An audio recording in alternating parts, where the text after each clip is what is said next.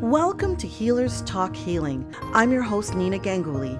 Join us on this exhilarating journey as we share the wisdom and insights that can truly transform your life.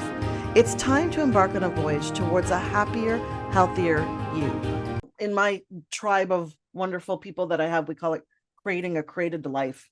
And to live a created life is not a simple thing because your brain does all kinds of crap to you in the midst of when you're reaching all of those goals and all of those things, not necessarily even goals, like even like saying to yourself, oh, I am not this person who's going to allow this to happen in my life anymore.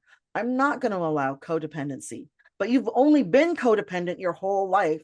So now you're like, oh, So to suddenly not be codependent is extremely uncomfortable. yes, because now you have to speak up.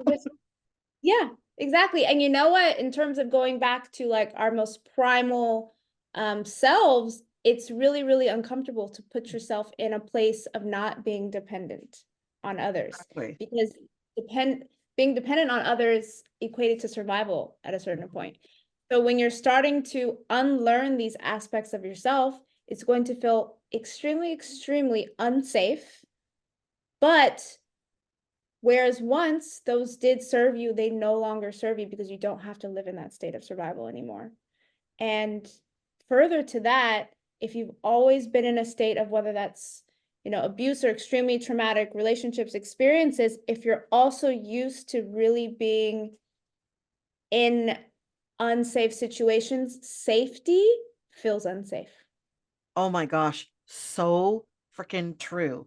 And I think one of the things I want to bring up is that our brains are developed over a millennia to be in survival mode. So when anything seems uncomfortable, you're like, well, okay, no. So that 10 steps forward and 5 steps back is just going to be part of the journey because our brains right now haven't evolved enough to let go of that. Well, there's no saber-toothed tiger coming. It's like our brains just think, oh, we're uncomfortable, we're gonna die. That's it. It's like it's built to survive. That's it. Nothing more, nothing less. We are going to die, actually. Oh my gosh, saying yes to that thing, I'm gonna die. Well, you're not gonna die.